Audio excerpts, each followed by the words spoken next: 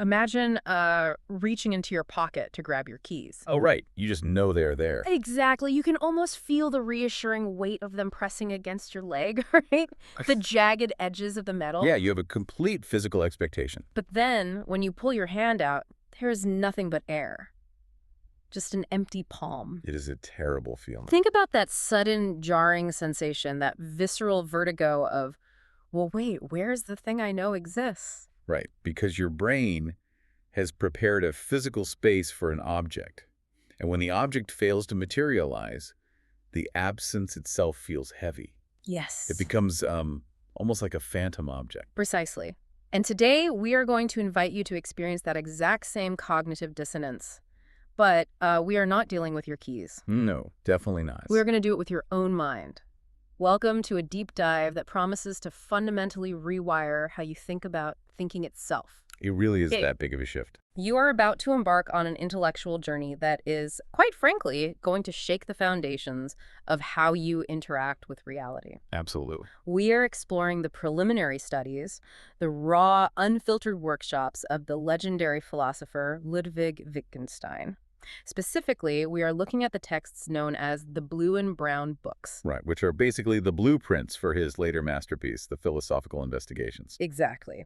Our mission today is uncompromising. We are going to examine every chapter of these texts, dissect their core arguments, and, well, ultimately arrive at a conclusion so profound it will change how you view every sentence you ever speak. And we should stress, this is not a dry academic exercise in historical trivia. Not at all. We are on a quest to cure a cognitive affliction, a mental cramp that has plagued humanity for millennia. Okay, let's unpack this. It is an incredibly ambitious mission, but a necessary one. What we're doing here is bearing witness to one of the most formidable philosophical minds of the 20th century. And he is systematically dismantling the most deeply held assumptions of Western civilization. Which is huge. It is.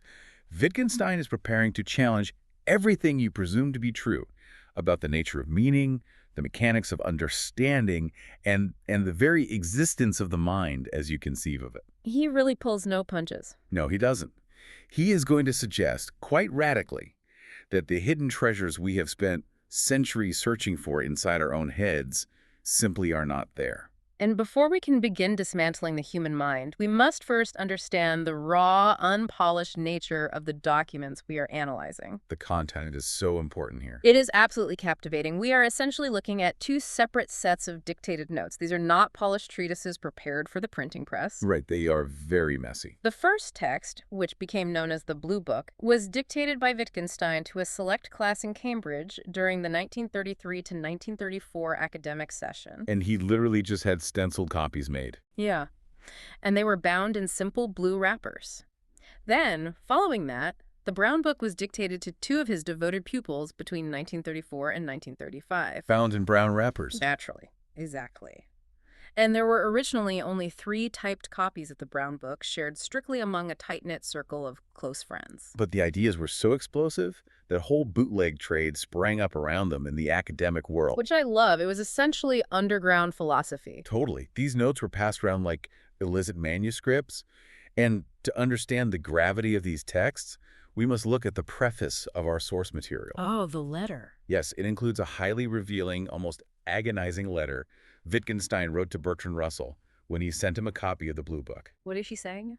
He wrote, "Dear Russell, I'm still pottering about with it, and God knows whether I will ever publish it or any of it."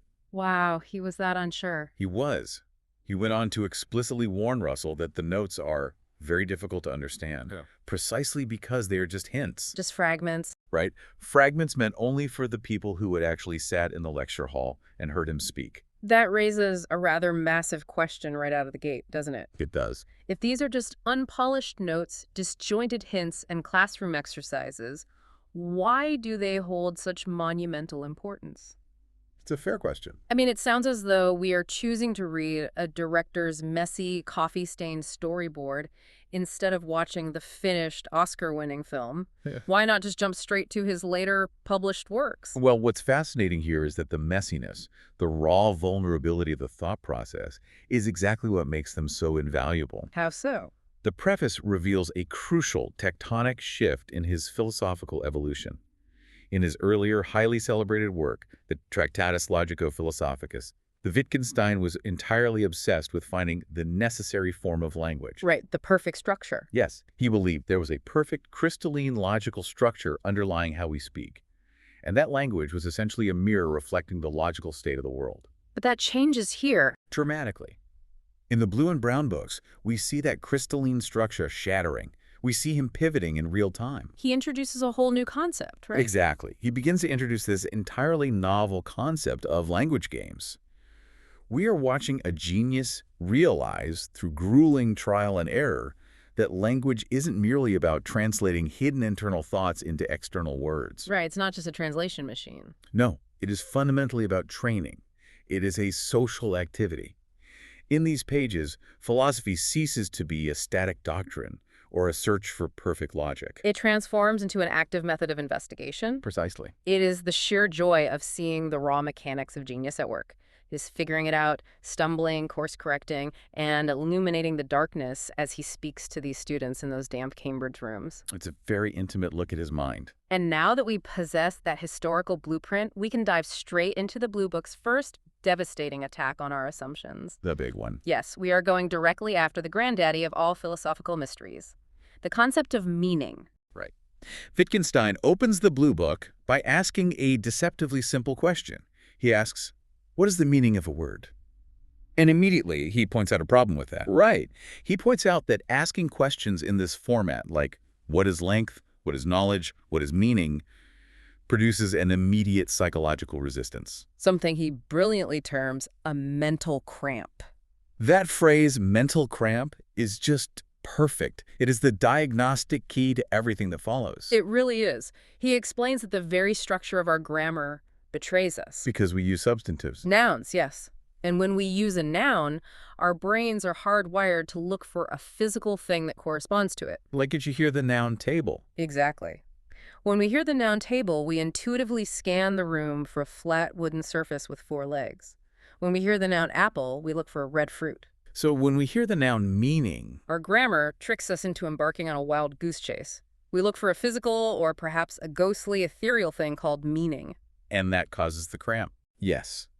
We feel a profound cramping discomfort because we intuitively feel we ought to be able to point to this thing called meaning, just as we point to a table. And he tackles this grammatical illusion by examining how we actually go about explaining words to other human beings in the real world. Which is very practical. Very. He brings up the concept of ostensive definitions. This is the primary way we teach children. Pointing to explain. Right.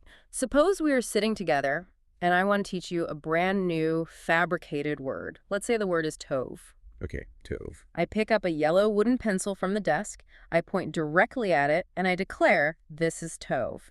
Seems simple enough. On the surface, that seems like a flawless transfer of information. I pointed, I spoke, you understood. But Wittgenstein meticulously deconstructs that seemingly flawless transfer to show how inherently unstable it is. Oh, it falls apart immediately. It does. If you point to a pencil and confidently say, this is tove, you assume the person receiving the instruction will interpret tove to mean pencil. Right, the whole object. But consider the reality of the situation. They could just as easily and just as logically interpret tove to mean wood. Or they could think it means yellow. Exactly. They could think it means cylindrical or hard. Or they might even think you are pointing out the quantity, meaning 1. Because the physical act of pointing does not possess magical properties. No, it doesn't beam the specific intention from your brain into the other person's head. That is such a brilliant observation because it completely shatters the illusion of direct translation. It really does. If I point to a banjo and say, this is a banjo, to someone who has lived their entire life on a desert island and has never seen one, they have no context. None at all. They might think banjo means wooden string or musical instrument or just round object. Yet because the physical pointing is so ambiguous, we are deeply tempted to invent a metaphysical solution. Right. We try to fix the ambiguity with magic. We convince ourselves there must be some extra hidden step taking place behind the scenes. We divide language into 2 distinct halves. The physical and the mental. Exactly. We create an inorganic part, which is the dead. Physical signs, the vibrations in the air, the ink on the page. And then we create an organic part. Yes. This organic part is what Wittgenstein calls the occult mental medium. We tell ourselves that the spoken words are dead husks until the mind breathes a magical spiritual life into them through a hidden process we call understanding. It's like we invent a ghost to inhabit the words. Precisely. We assume that meaning is a ghostly entity residing within the theater of our minds. And he uses a great example to illustrate this absurdity, the color Prussian blue. Yes. If I say the words Prussian blue to you, traditional philosophy suggests that you only understand me because, in that exact fraction of a second, a ghostly, ethereal patch of Prussian blue flashes before your mind's eye. Like a private movie screen. Right.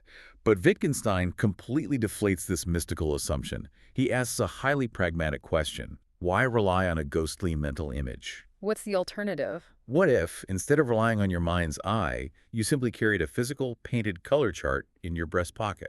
Oh, I see. When someone says Prussian blue, you reach into your pocket, pull out the chart, run your finger down the list of words until you find Prussian blue, and then look at the physical painted square next to it. So the physical chart replaces the mental image. Wittgenstein argues that the physical chart does the exact same functional job as the supposed mental image. The mental image possesses no special occult power simply by virtue of being located inside your head. I see the logic there, but surely there is a difference. How do you? When I close my eyes and imagine a bright red sports car, I am genuinely experiencing a visual phenomenon. Yes, you are. It feels profoundly different than just looking at a piece of paper. It feels like the meaning is anchored in that internal vision. It feels different, certainly. The phenomenological experience of imagination exists. Wittgenstein is not denying that you have mental images. Okay, so what is he denying? What he is denying is that those mental images are the source of the word's meaning. Let's follow his logic. Let's do it. If the mental image of the red sports car is what gives the word red its meaning, how do you know your mental image is correct? Oh, I see. When you conjure that red image, do you have to consult a second, deeper mental image to verify the first one? You would be caught in an infinite regress. That makes perfect sense. The mental image is just another sign. Right. It is no more intrinsically meaningful than a painted square on a piece of cardboard. Neither of them does anything on their own. Right. Neither the mental image nor the cardboard square has meaning until it is actually put to work in the world. Here's where it gets really interesting. Let's take this out of the theoretical and into the physical world. Okay. If I tell you to walk out to a sprawling meadow and fetch me a red flower, how do you actually accomplish this task? Right. Do you sit down, furrow your brow, conjure a glowing red holographic template in your brain, hold that glowing mental projection in front of your eyes, and then carefully walk through the grass, superimposing your mental hologram over every single petal until you find a mathematical match? No, of course not. You just walk out into the field and pick a red flower? You don't need the ghost image to execute the command. It was act. But I have to say, if we strip away the mental images, and if we discard the hidden ghost of understanding... The empty pocket again. Exactly. If meaning isn't a ghostly object hovering in the mind, where on earth is it? What are we actually talking about when we say a word means something? This brings us to the absolute crux of the Blue Book's argument, the paradigm shift that alters everything. Lay it on us. Wittgenstein declares, if we had to name anything which is the life of the sign, we should have to say that it was its use. Its use. Meaning is not an object. Meaning is an activity. A sign, a word, or a sentence gets its significance entirely from the system of signs it belongs to, from the lived language of a community. So it's not private. Not at all. To understand a sentence is not to have a private mental revelation. It is to understand a language. The life of the word isn't a phantom spirit accompanying it through the air. No, it is the specific, concrete way you use that word in the daily machinery of your existence. So, if meaning isn't a ghostly object, and if understanding isn't a magical revelation inside a private mental theater, then we desperately need to investigate what thinking actually is. We do. Because if the mind isn't this mystical projector room displaying holograms, why do centuries of brilliant philosophers get it so spectacularly wrong? It's a huge blind spot. Wittgenstein goes so far as to make what sounds like an outrageous claim. He says that thinking is essentially just operating with signs. Like writing or speaking. Yes, it is the physical act of writing with a hand or speaking with a mouth and larynx. It sounds reductionist at first, but he uses a brilliant analogy to mock our traditional, overly romanticized view of the mind. The amoeba. Yes. He says we look at the mind the way early scientists looked at the protoplasm of an amoeba. How so? The scientist looks through a microscope and sees an amoeba doing all these incredibly complex, varied things, extending pseudopods, splitting in two, hunting food, reacting to stimuli. Just a blob of jelly doing all that. Right. And the scientist thinks, what a queer, mysterious, magical mechanism this jelly-like protoplasm must be to accomplish all this. Because they can't see the underlying physics yet. Exactly. Wittgenstein argues that we do the exact same thing with the mind. We observe ourselves imagining things that do not exist or referencing events that happened 1,000 miles away. And we think we have superpowers. We conclude that the mind must be a queer medium, a supernatural substance capable of defying time and space. We invent a magical jelly to explain the complexity of our behavior. That's a great way to put it. But he argues that our problem isn't a lack of scientific data. We aren't failing to understand the mind because our MRI machines aren't powerful enough. No, it's a linguistic problem. We are suffering from a muddle caused entirely by the structure of our own words. Which brings us to a specific pathology he identifies. What's that? He calls it the craving for generality. Ah, the craving for generality. And this is fascinating because it strikes at the heart of what philosophy has tried to be for thousands of years. Philosophers trying to be scientists. Exactly. Philosophers constantly try to imitate the methods of the hard sciences. Science looks for one unified, elegant law to explain a multitude of phenomena.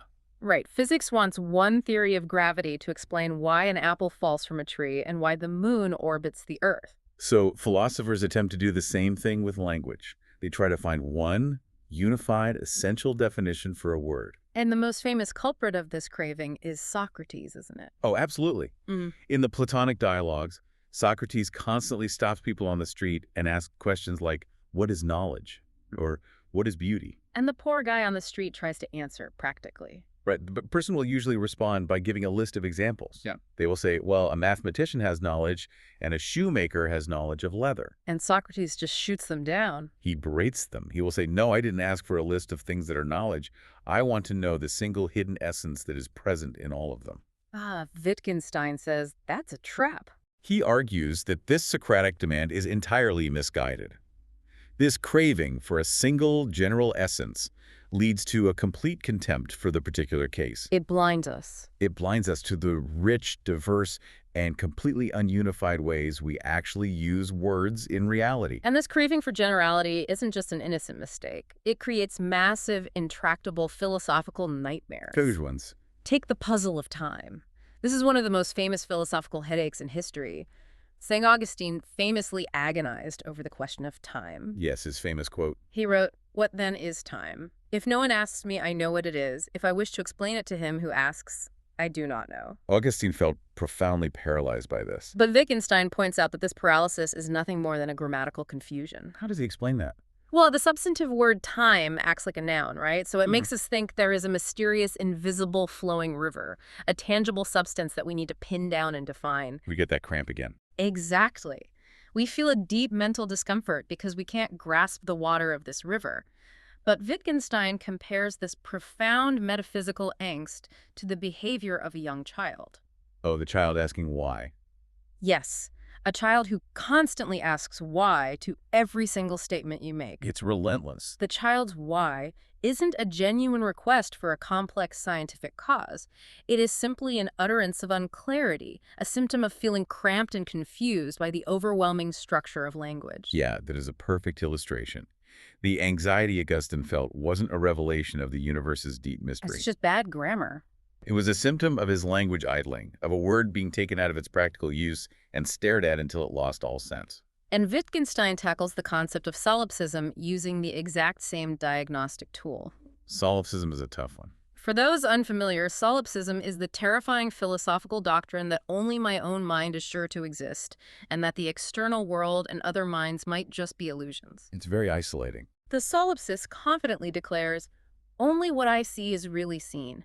It sounds like a profound, inescapable metaphysical trap. But again, Wittgenstein just looks at the words. He simply examines the mechanics of the sentence. He points out that the solipsist is just misusing the grammar of the word I. Misusing it how? The solipsist treats I as if it were a pointer to a physical body. Or even worse, a pointer to a bodiless, invisible soul sitting in a control room behind the eyes. The ghost in the machine. Right. Wittgenstein argues that the word I is neither of those things. It is simply an instrument in our language, a grammatical placeholder used to organize communication, not a metaphysical entity. It is staggering to think that entire schools of philosophy, centuries of existential dread, might just be the result of misusing a pronoun. It really makes you reconsider everything. And this leads to a massive paradigm shift in how we view the role of the philosopher. Hmm. If we connect this to the bigger picture, he is trying to show us that human beings do not use language according to strict mathematical rules. We aren't computers. We don't speak in calculus. Therefore, the job of philosophy is not to build an ideal, scientifically precise language to replace our messy everyday speech. Because everyday speech works just fine. As he famously declares, ordinary language is all right. Mm-hmm. The philosopher's job is not to build new conceptual castles. It is simply to remove the trouble caused by misunderstanding the everyday words we already use. We only get into these agonizing traps when we treat ordinary words like time, meaning, or I as if they were elements in a strict logical equation. That is the therapeutic nature of his philosophy. He isn't giving you new information to memorize. He is untying a knot in your thinking. Okay, I follow the logic of the knot, but I must raise a significant objection here. Go for it. We are talking about thinking as operating with signs, as something that happens out in the world through use. But if I'm thinking silently to myself, Right. if I am pondering a complex problem without moving my lips or lifting a pen, why do we universally insist that thinking happens inside our heads? It's a very strong intuition. If thinking is just the use of signs, why does it feel so undeniably centralized behind my forehead? It feels incredibly counterintuitive, almost absurd to say I am not thinking inside my physical brain. Wittgenstein anticipates this exact visceral pushback. He knows how deeply ingrained this intuition is. How does he counter it? He asks us to soberly and without prejudice consider what we actually mean when we say the phrase, thought takes place in our heads. He suggests we imagine a rather crude, science fiction-esque experiment to clarify the grammar of the situation. I love a good sci-fi thought experiment. Imagine a medical subject whose skull is open, and they are looking at their own functioning, pulsing brain in a series of mirrors while they are actively thinking a thought. Okay, gruesome, but I'm with you. Wittgenstein asks, in this scenario, is the subject observing one single thing from two different angles, or are they observing two entirely different things? Well, they're seeing the gray matter pulsing in the mirror, and they are experiencing the internal thought simultaneously. Precisely. Wittgenstein says they are not observing a thought residing inside a brain. They are observing a correlation of two distinct phenomena. Correlation, not causation. Right. The first phenomena is the phenomenological experience of the thought itself, perhaps a fleeting train of visual images, or the subtle, muscular feeling of speaking a sentence silently to yourself. And the second? The second phenomena is the visual experience of seeing the physical brain mechanisms working in the mirror. Both of these phenomena can be legitimately called expressions of thought. But they aren't the thought itself. No, to demand to know where is the thought itself located is to fall right back into the grammatical trap. You're looking for a ghostly noun again. So the head isn't a container. The human head is not a magical container holding a phantom object called a thought.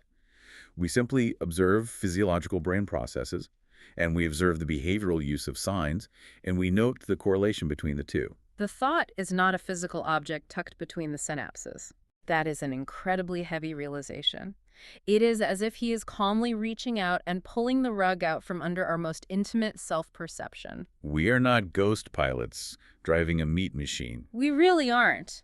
But this dismantling of the inner ghost leads us perfectly, organically, into the territory of the Brown Book. Yes, the transition is seamless. Because we have established so thoroughly in the Blue Book what language is not, it isn't a strict logical calculus happening in a magical mind space. It isn't an occult medium. The Brown Book shifts gears entirely. It aims to reconstruct. It wants to show us how we actually acquire language in the physical world. How do we learn to speak? How do we learn to mean things, if not by downloading a mystical dictionary into a ghost mind? To answer that, he begins the Brown Book by returning to St. Augustine, who serves as a sort of proxy for all the intuitive, wrong ideas we have about the mind. Augustine gets a lot of grief in these books. He really does. Augustine, in his Confessions, described the process of learning a language as a child. He described it as if the infant arrived in the world like a traveler arriving in a foreign country. With luggage. Right. According to this view, the infant already possesses a native tongue, a silent internal language of thought. So the baby already knows what things are. Yes, the infant already knows what a table is, what hunger is, what red is in their private mental realm. Learning English or Latin is simply a matter of learning how to translate those pre-existing internal thoughts into the local external vocabulary.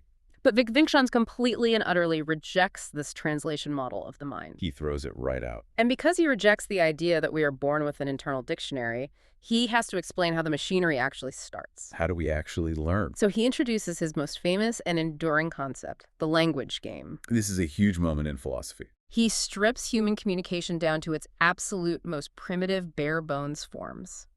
He wants to see how language functions before the mental mist of complicated, abstract adult speech rolls in and obscures the mechanics. So what's the game? He asks us to imagine a highly simplified, primitive system of communication between two individuals. A builder, referred to as A, and an assistant, referred to as B. Okay, A and B. They are constructing a building. The building materials consist solely of blocks, pillars, slabs, and beams. The builder, A, calls out a word, slab, and the assistant, B, brings a slab. Right. The builder calls out pillar, and the assistant brings a pillar. It sounds almost insultingly simple. It does. But the philosophical implications are profound. The crucial question Wittgenstein asks is this. How does the assistant, B, actually learn to do this? Does the builder sit him down and explain it? Does he patiently explain the deep inner metaphysical essence of the word slab? Does he wait for a ghost image of a slab to form in the assistant's mind? I'm guessing no. No. Wittgenstein argues that learning a language is not a process of having hidden meanings explained to you. It is a drill. A drill. It is sheer repetitive training. He explicitly and provocatively compares it to the process of training an animal. The builder trains the assistant to react to the acoustic sound slab by performing the physical action of fetching the stone. And this is the critical takeaway, right? The meaning of the word slab is not a picture in the assistant's head. What is it then? The meaning of the word slab is the entire completed activity of calling for it and fetching it. Yes. The word is functionally indistinguishable from the action. They are inextricably bound in the practice of the game. This completely destroys the comforting idea that understanding is a hidden, sudden mental state. It really does. Let's examine a more complex example to really stress test this idea.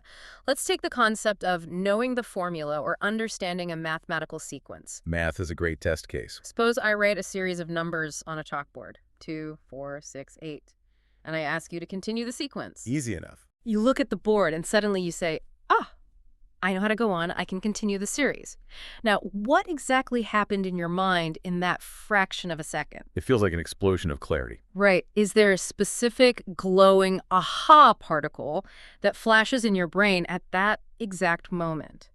When you grasp the rule add 2, are you suddenly accessing a hidden Platonic realm where the infinite series of even numbers stretches out forever and you are seeing it all in a single flash? We are overwhelmingly tempted to believe we're doing exactly that. We feel that when we grasp a rule, the entire infinite application of that rule is somehow present in our minds all at once. Contained in a single dense lump of pure understanding. Yes, but Wittgenstein patiently dismantles this illusion. He points out that being guided by a rule is not a magical, invisible tether connecting your mind to infinity. So what is that aha moment? When you say aha, you might experience certain things. You might visualize a mathematical formula written out. You might feel a sudden release of muscular tension in your shoulders.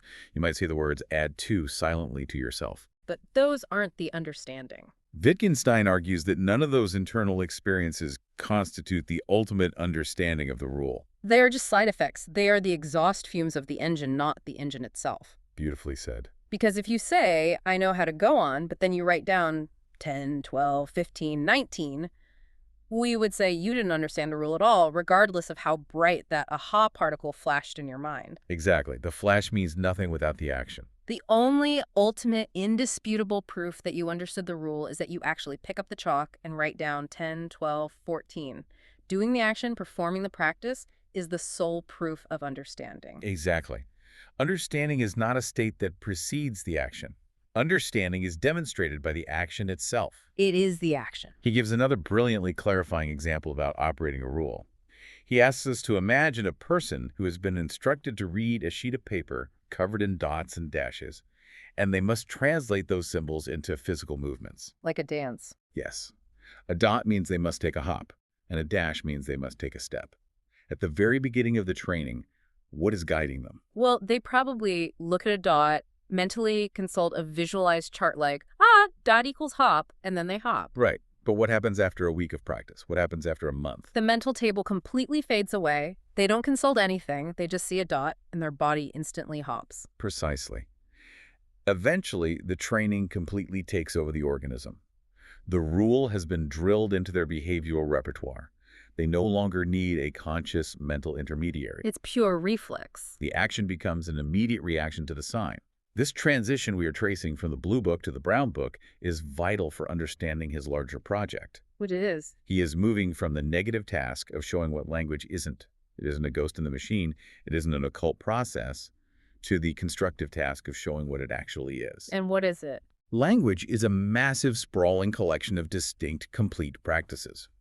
These primitive games we are discussing, the builders, the dots and dashes, they are not incomplete, fragmented parts of our complex adult language. They are complete systems in their own right. Yes, self-contained systems of human communication. And having seen how these robust primitive language games are built from the ground up through repetitive training and action, we must now tackle the really tricky stuff. The inner life. Yes, we have to confront the complex, subtle, seemingly ethereal things we claim to feel deep inside us. Things like the sensation of familiarity or the perception of similarity. These are very stubborn illusions. Because surely, if I walk into my own living room after a long trip, or if I recognize my favorite coffee mug on the desk, there is a very specific, undeniable, internal feeling of familiarity that washes over me, right? It feels like a distinct emotional flavor. You would certainly think so, and traditional psychology would agree with you. But Wittgenstein, ever the pragmatist, asks us to look much closer at the actual mechanics of recognition. Let's look closer. When you walk into your office and recognize a pencil lying on your desk, what actually happens? Do you necessarily halt, access a massive internal memory bank, retrieve a stored historical image of that specific pencil, Compare the current visual data to the stored image. find a match, and then experience a warm, glowing sensation of familiarity? When you break it down like that, it sounds exhausting. No, usually I just sit down and say, oh, there's my pencil, pick it up, and start writing. Exactly. The feeling of familiarity is not one single, uniform, occult psychological experience that happens every single time you recognize something. So it's not a specific feeling. Sometimes the feeling of familiarity is nothing more than the complete absence of surprise. It is the smoothness with which you integrate the object into your ongoing language game. You pick the pencil up and write. The action is the recognition. He applies the same rigorous deflation to the illusion of the common element. Categorization. Yes, this is a profound point about how we categorize the world. If I hold up a swatch of light blue fabric and a swatch of dark blue fabric, and I ask you, what do these two things have in common? You would almost certainly look at me like I was an idiot and say, well, they are both blue. It seems so obvious. But Wittgenstein points out that saying they are both blue is just a grammatical tautology. It doesn't explain anything. To shatter our assumptions about natural categorization, he asks us to imagine a completely alien society. One that classifies colors using a radically different language game. Yes. Imagine a culture divided strictly into two classes, patricians and plebeians. In this society, patricians exclusively wear red and green. Plebeians exclusively wear blue and yellow. Okay, so the colors are linked to class. Right. In that specific culture, if you point to a red swatch and a green swatch and ask what they have in common, the answer is immediately obvious to them. They're both patrician colors. This raises an incredibly important question about the nature of reality and how we perceive It it. really does. It shows us that culture, and specifically our inherited language games, completely determine what we perceive as similar. The similarity isn't in the fabric. The similarity between light blue and dark blue is not an invisible physical thread connecting the two fabrics in the real world waiting to be discovered. The similarity exists solely because our specific language game has trained us to group them together under the single umbrella word blue. We are taught the game of color categorization, and that game shapes our visual reality. I absolutely love the darker, lighter vowel experiment he uses to illustrate how far these language games can stretch. It's a very strange but effective thought experiment. He asks the reader a seemingly bizarre question. Is the vowel U darker than the vowel E? Now, strangely enough, many people will instinctively say yes. Yes, U feels heavier, it feels darker than the sharp, bright E. But we have to pause and ask what is actually happening here. Are we using the word dark in the exact same literal way we do when we talk about a dark room or dark gray paint? Definitely not. Or is the mechanics of language so incredibly flexible, so elastic, that the word simply stretches to fit our aesthetic, synesthetic feelings? He zeroes in on that exact tension. He points out that if you ask someone why they think the vowel U is darker, they cannot provide a physical justification. You can't measure it. They cannot point to a shadow falling across the letter on the page. They cannot measure its luminosity. They will usually just shrug and say, it somehow just gives me a darker impression. Which proves what? Wittgenstein uses this to prove that we shouldn't assume there is a hidden mystical sense organ inside us that weighs the darkness of vowels and the darkness of physical paints on the exact same scale. We are just adapting the game. Exactly. What is happening is that we are simply taking a word we learned in one context, the game of describing paint, and we are spontaneously using it in a new extended language game to describe aesthetic impressions. The word adapts. Which brings us to what might be my favorite analogy in the entire text. To really drive home how language operates without pointing to physical objects, he introduces a brilliant comparison to music. Oh, the musical theme. He says that understanding a sentence is very, very similar to understanding a musical theme. If we connect this to the bigger picture, it represents a profound aesthetic and philosophical shift. It really does. When you sit in a concert hall and listen to a beautifully composed waltz, you do not sit there frantically analyzing the notes, asking yourself, what is the hidden factual meaning behind this melody? What specific real-world physical object is this waltz pointing to? That would be an absurd way to listen to music. Instead, you simply experience the physiognomy of the music.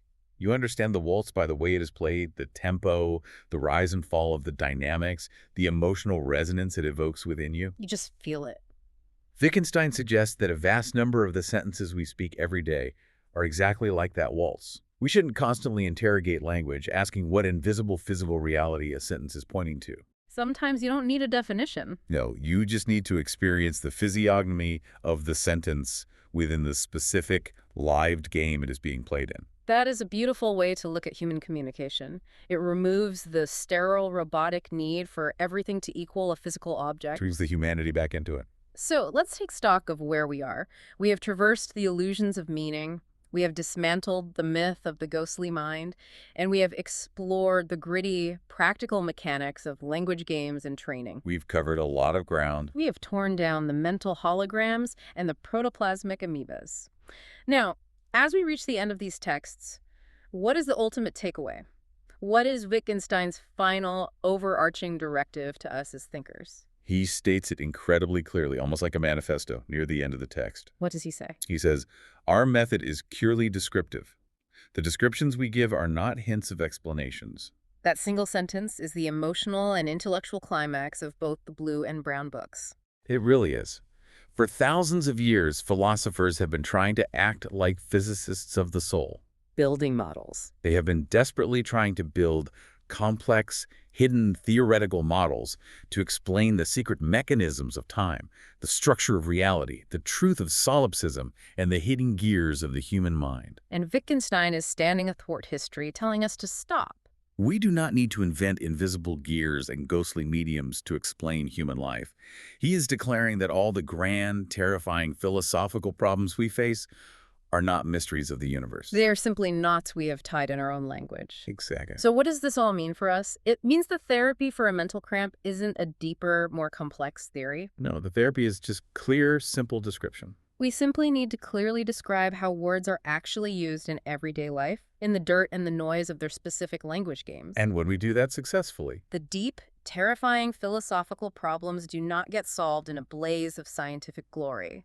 They just dissolve. They vanish like smoke. it's an incredible feeling of release. It's as if you have spent your entire life believing you were trapped in a terrifying, impenetrable stone maze, agonizing over how to scale the walls. Right.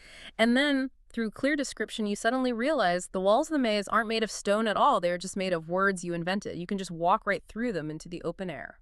It is a deeply, profoundly liberating conclusion. It completely frees us from the claustrophobic anxiety of the unknown inner world. It really does. It takes all that wasted introspective energy and turns our attention outward to our shared, messy human practices.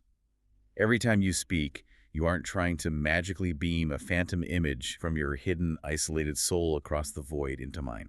You are participating in a beautifully complex, shared public game. You are reacting, you are building, you are playing the game of being human alongside everyone else. Okay, let's take a deep breath and recap the sheer scale of the intellectual journey we just went on. We covered a massive amount of philosophical real estate today. We really did.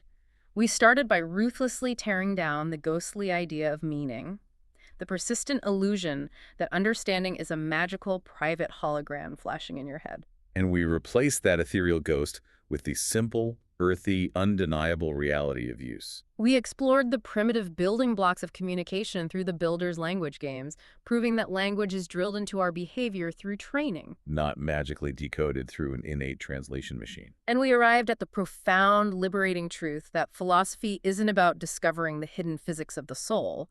It is simply about clearing up the grammar of our everyday lives so we can see the world as it actually is. And this isn't just high-minded academic theory. This is something you, listening right now, can apply immediately to your own life. Right, it's a practical tool.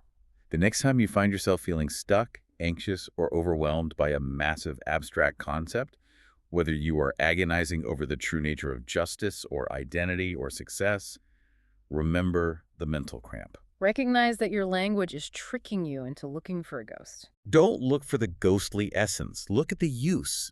Ask yourself, how do we actually use this word in our everyday lives? What is the specific game we are playing right now? You hold the power to untie the conceptual knots in your own mind simply by looking at what is right in front of you. It is incredibly empowering. Which brings us right back to where we started our journey today. Remember that jarring feeling of reaching into your pocket for your keys and finding a phantom gap? The vertigo. Yes, the vertigo. Wittgenstein has just shown us that our grand concept of the inner magical mind is exactly like that empty pocket. We keep reaching inside ourselves, desperately searching for the solid, tangible objects of meaning or thought, and we keep finding nothing but air. But instead of panicking at the emptiness, Instead of inventing ghosts to fill the void, he tells us to pull our hands out of our pockets and look at what our hands are actually doing in the world. reaction.